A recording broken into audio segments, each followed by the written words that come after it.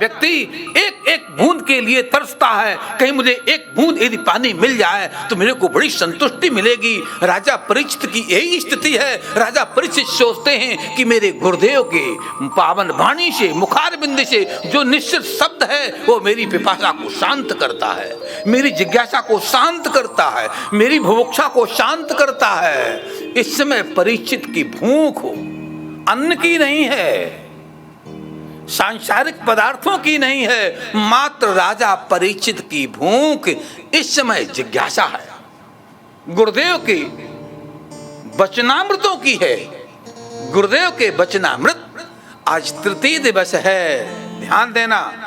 विशेष श्रोतव्य बात है, विशेष श्रवणीय चर्चा है। राजा परीक्षित ने 7 दिन पर्यंत भोजन की कौन कहे, जल का पान भी नहीं किया, जल पान भी नहीं किया। राजा परीक्षित स्तब्ध होकर के, शांत होकर के मातेश्वरी भगवती जाह्नवी गंगा के तट पर बैठे हैं। शुक्र ताल में गुरुदेव भी उसी आसन पर विराजमान हैं। सुंदर चर्चा चल रही है। राजन, चित्त को संभालो, चित्त ही जीवन में सर्वस्व करता है। भगवान थोड़ी कृपा करके मुझे बतलाने की अनुकंपा करें,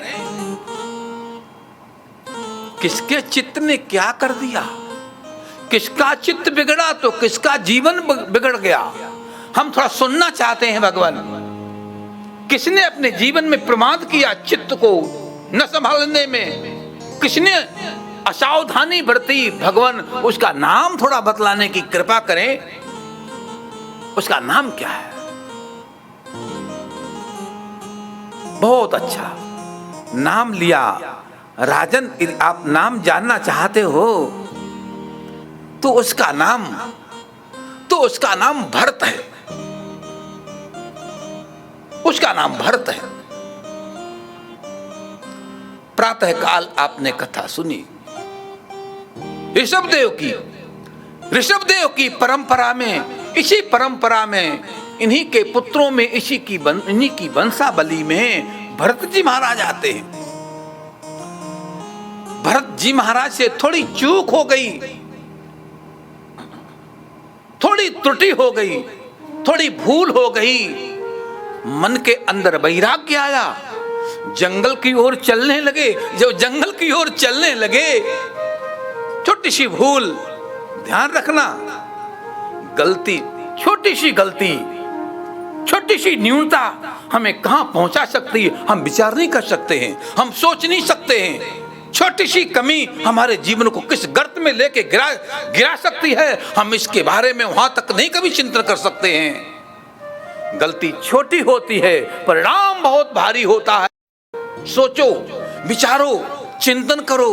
अरे बटका बीज कितना छोटा होता है। सब बीजों में सबसे छोटा बीज बटका होता है। ध्यान देना, मैं क्या कह रहा हूं। सब बीजों में सबसे छोटा बीज बटका होता है, लेकिन छोटे से बट बीज के अंदर कितना बृहद, कितना विशाल पेड़ छुपा होता है। विश्व में सबसे बड़ा कोई विशाल पेड़ होता है तो बटका होता है। आप कभी नैमिषारण्य में जाओ, ध्यान देना, विशेष बात, कभी आप नैमिषारण्य में जाना, मिश्रिक की परिक्रमा करना। मिश्रिक क्षेत्र, नैमिषारण्य का आसपास का क्षेत्र मिश्रिक कहलाता है। मिश्रिक क्षेत्र में जाना, वहां पर एक बटका वृक्ष कई मीलों में फैला हुआ है। बीघों में नहीं, मीलों में इतना विशाल वृक्ष है। हमने उसका दर्शन किया है। सब पेड़ों में सबसे विशाल पेड़ बटका होता है, लेकिन ध्यान देना, वो बटका पेड़ का बीज कितना होता है। सरसों आपने देखी होगी, राई आपने देखी होगी, सरसों से भी छोटा होता है। सरसों के बीज से भी छोटा बटका बीज होता है। शायद है, कई बात तो वो कई लोगों को जिसकी आयु 60-70 की होगी उन्हें दिखाई भी नहीं पड़ता है, इतना छोटा बीज। राजा परीक्षित को सुखदेव जी ने समझाया, राजन परीक्षित, छोटे से बीज के अंदर कितना भारी विशाल पेड़ छिपा होता है। राजन ऐसे ही इस व्यक्ति की एक भूल में, एक त्रुटि में, एक चूक में कितनी बड़ी समस्या, कितना बड़ा कुतूहल, कितना बड़ा झंझावात छुपा होता है। इसलिए राजन सावधान। भरत से थोड़ी भूल हो गई। घर से जब निकले तपस्या करने के लिए, साधना करने के लिए, घर का जब परित्याग करने लगे, ध्यान देना, हमारे पुराणों में चर्चा आती है, जो भी राजे महाराजे जमींदार जो भी हुए हैं, उन्होंने अंत में आकर के वानप्रस्थ को ग्रहण किया है और घर का परित्याग करके जंगल में जाकर के उन्होंने साधनाएं की हैं और अपने राज्य को खुशी खुशी दिया है। भागवत में लिखा है कि पुत्रों को जबरदस्ती राज्य दिया, जबरदस्ती। रामायण में भी लिखा है, शत्रुपा मनु ने जबरदस्ती राज्य दिया है। अरे बर बस राज्य सुत ही कहूँ दीना, और नार समेत गबन बन कीना। इसी श्रृंखला में भरत जी महाराज भी छोड़ रहे हैं। चले तो एक छोटा सा बेटे का बेटा नजर आया। ध्यान देना, बेटे ने देखा बाबा जा रहा है, चिल्ला के बोला, बाबा बाबा एक बार मेरे को गोद में तो लेके देखो, मुझे आपकी गोद में बहुत अच्छा लगता है। भरत जी ने सोचा, अरे गोद में क्या लेना है, मैं तो मोह को छोड़ रहा हूं। भरत जी मुड़ के नहीं देखे, गोद में तो नहीं उठाए, गोद में तो नहीं उठाए, लेकिन उठा करके दिल में रख लिया। गोद में लेने से कोई भूल नहीं है। उस राग को, उस अस्मिता अभिनिवेश को दिल में नहीं रखो, दिल में रखना बुरा है। आसक्ति उसके प्रति पैदा करना बुरा है। ध्यान देना, वन में चले गए, जंगल में चले गए। लिखते हैं वेदव्यास जी महाराज, बतलाते हैं सुखदेव जी महाराज। सुखदेव जी विवेचन करते हैं, राजन परीक्षित सुनो ध्यान से। अरे बने पिदोसा, बने पिदोषा प्रभवन्ति रागिणाम, बने पिदोषा प्रभवन्ति रागिणाम, गृहेऽपि पंचेन्द्रिय निग्रहस्तपः, अकुष्यते कर्मणि प्रवृत्ते, निवृत्ते रागस्य गृहं तपोवनम्। राजन, कई बार चूक हो जाती है। अरे बने पिदोषा, बने पिदोषा प्रभवन्ति रागिणाम। कई लोग वन में चले जाते हैं और वन में जाने पर भी बने पिदोषा, वन में रहते हैं शरीर से। ध्यान देना, शरीर से वन में रहते हैं। बने पिदोषा प्रभवन्ति रागिणाम, इतना बड़ा राग है, लेकिन वन में रहने पर भी गृहे वो घर में ही होते हैं। और कई वैराग्य पुरुष, वैराग्य युक्त पुरुष गृहे पंच इंद्रिय निग्रह स्तपा, घर में रहते हुए भी वन में रहता है। ध्यान देना, घर में रह करके वन में रहता है, और कई बार व्यक्ति वन में रह करके घर में रहता है। वन में जाने पर भी दोष है और घर में रहने पर भी निर्दोष है। कहीं लगाव नहीं, कहीं मोह नहीं, कहीं ममता नहीं, कहीं राग नहीं, कहीं आसक्ति नहीं। सुखदेव जी बोले, राजन परीक्षित, गृहेऽपि, ग्रह पर होने पर भी बनेऽपि, वन में है। ध्यान देना, भरत जी महाराज जंगल में तो चले गए। अकुष्यते कर्मणि अप्रवृत्ते, निवृत्त रागस्य गृहं तपोवनम। जो निवृत्ति परायण हो गया है, उसके लिए घर ही वन है, घर ही। राजन, भरत राजा से भूल हो गई, जंगल में तो गए लेकिन एक राग पाल लिया, अभिनिवेश पाल लिया, ममता मोह पाल लिया, और दिमाग में चिंतन फंस गया। ध्यान देना, बात चिंतन से शुरू हुई। चिंतन, जंगल में जाकर के भी चिंतन चल रहा है। फूस की झोपड़ी बनाई है, गंदगी के नदी पर रहते हैं, उसमें स्नान करते हैं, सूर्य को अर्घ देते हैं, होम हवन करते हैं, ध्यान करते हैं भगवान का। लेकिन ध्यान के करते करते जो घर से निकले थे, चले थे, वो सीन कई बार मस्तिष्क में आ जाता है, चित्त में आ जाता है। भरजी सोचते चिंतन क्यों आता है, ये चिंतन क्यों आता है?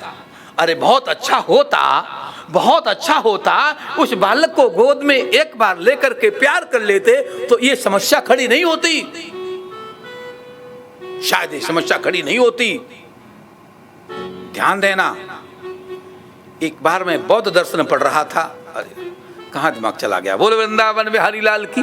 बौद्ध दर्शन में बुद्ध जी महाराज ने शिकायत की गई, नदी पार करने में अमुक आपके शिष्य ने एक नारी को कंधे पर बैठा करके इस नदी स्रोत को पार कराया है।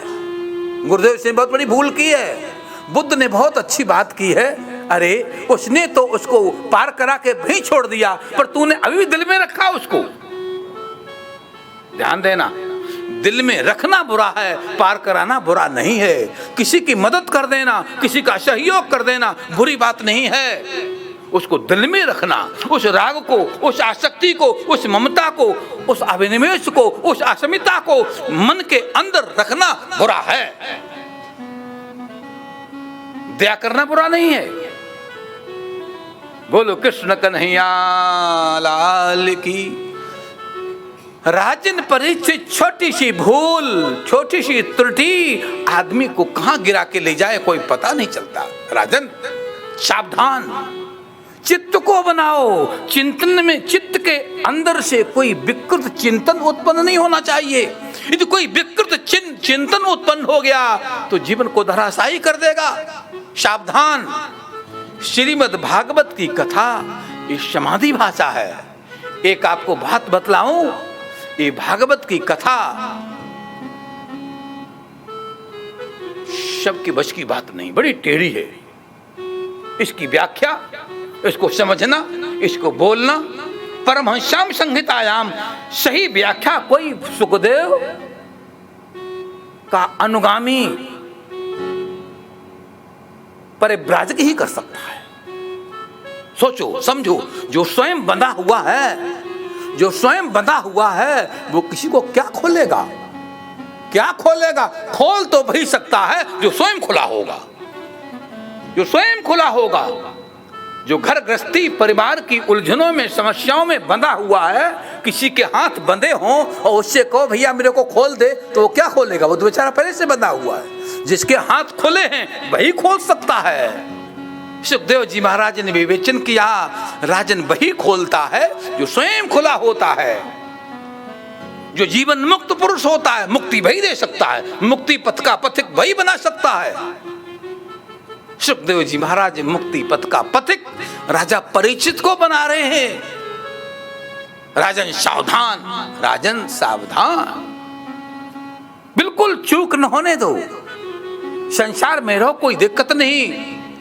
गीता भी कहता है, पदम पत्र विभमसा पुष्कर पलाशवत निर्लेपः, पुष्कर पलाश की भांति निर्लेप रहो। अरे भाई, कमल को जल से निकाल दोगे कैसे जीवित रहेगा? सूख जाएगा, मिलान हो जाएगा, कुमला जाएगा। कमल कुमला जाएगा जल से निकालते ही, जल उसका जीवन है। लेकिन कमल की खासियत है, कमल के पत्ते पर एक भी बूंद आके गिरता तो टेढ़ा होके गिरा देता है। उस पत्ते पर जल हावी नहीं हो सकता है। कमल की खासियत है। अरे आप चिंतन करो ना, दुनिया से बाहर कहां जाओगे, किधर जाओगे? जहां जाओगे वहां दुनिया मिलेगी। अरे हम महात्मा बन गए, क्या दुनिया में नहीं रहते हैं? क्या संसार में नहीं रहते हैं? आपके बीच में क्या नहीं रहते हैं? क्या आपके घर में नहीं जाते हैं? कौन सी सुविधा आपसे नहीं लेते हैं? सोचो, चिंतन करो। हम दुनिया से बाहर नहीं गए, दुनिया में हैं, लेकिन दुनिया में रहते हुए भी योगी इति अमलात्मा महात्मा, एक विरक्त, एक जिज्ञासु, एक चिंतक, अध्यात्मवेत्ता दुनिया में रह करके भी दुनिया से बाहर रहता है। बस इतना ही सीख लो। गीता कहता पदम पत्र पे भामसा। सुखदेव जी महाराज भी यही तो चर्चा करते हैं, यही बतला रहे राजन परिचित संसार में रहना बुरा नहीं है, लेकिन संसार को अंदर बसाना बुरा है। भूल हो गई। सुखदेव जी महाराज ने उपदेश दिया, राजन आज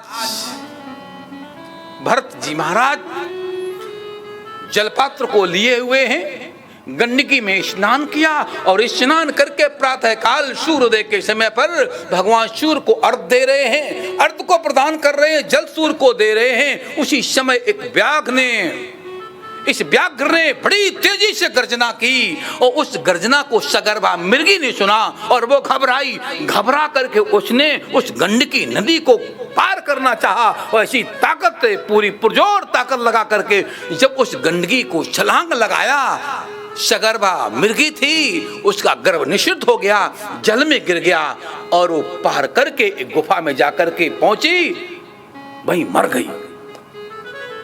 जल में बहता हुआ वो मृग शावक, मृग का बच्चा आया। महर्षि भरत जी महाराज सूर्य को आंख बंद करके अर्घ दे रहे थे। जब मृग शावक टकराया तो आंख खुली, अरे तो शिशु शावक है, शिशु है, शावक है, बचाना चाहिए, मेरा दायित्व है। हम संत हैं, हम ऋषि हैं, हम योगी हैं, हम महात्मा हैं, हमारा दायित्व है रक्षा करना, जरूर रक्षा करना चाहिए। तुरंत जल से निकाला, बाहर रखा, स्वच्छ किया, साफ किया, उठा के कुटिया में ले गए, दूध की व्यवस्था की, घास खिलाने लगे। बहुत अच्छी बात है, सुंदर बात है। कोई जीव मर रहा हो उस पर दया करो, रक्षा करो। रक्षा नहीं करोगे तो आप अपराधी हैं, आप गुनाहगार हैं। रक्षा जरूर करना चाहिए, अवश्य रक्षा करना चाहिए, लेकिन रक्षा करते करते अपना विनाश नहीं कर लेना चाहिए। नदी में कोई डूब रहा है, बचाना चाहिए। नदी में कोई डूब रहा है, बचाना चाहिए, लेकिन ये तो नहीं कि तुम बचाने कूद पड़ो, खुद मर जाओ उसको पकड़ करके। ये तो समझदारी नहीं है। अपने को बचाते हुए दूसरे को बचाओ। ध्यान देना, बड़ी सुंदर व्याख्या की राजन भरत जी महाराज ने बचाया, ठीक किया, संत का काम है। दया बिन संत कसाई, दया बिन संत कसाई, और दया करी तो आफत आई, मुश्किल आई, समस्या आई। दया बिन संत कसाई और दया करी तो आफत आई, पर कहां पर? जहां विवेक नहीं। ध्यान देना, विवेक नहीं तो आफत आई, और विवेक है तो कोई आफत नहीं है। ये दायित्व है, कर्तव्य है। संसार में कर्तव्य मान के रहिए, कोई समस्या नहीं है, कोई समस्या, कोई दिक्कत नहीं है। जनक जी, अरे आपके घर में 2 बच्चे, 4 बच्चे, 10 व्यक्तियों का परिवार होगा, 5 का होगा, 7 का होगा, हो सकता है 20-25 का भी हो सकता है। जनक का तो सैकड़ों हजारों का परिवार है। सोचो, चिंतन करो। जनक जी महाराज उस परिवार में रह करके राज्य का संचालन, राजकोष का संचालन करते हुए विदेह कहलाए। क्या कहलाए? विदेह कहलाए। ध्यान देना, मेरी बात को ध्यान से सुन लेना, चूक नहीं, थोड़ी चूक हुई, मृग को लाए, सेवा संरक्षण कर रहे हैं, ध्यान करते हैं, समाधि में जाते हैं तो चिंतन होता है, मृग कैसा है, आंख खोल देते हैं, उसको देखते हैं। बड़ी विशद चर्चा आई है कि कैसे, किस प्रकार से अस्मिता अभिनिवेश उस मृग के प्रति होता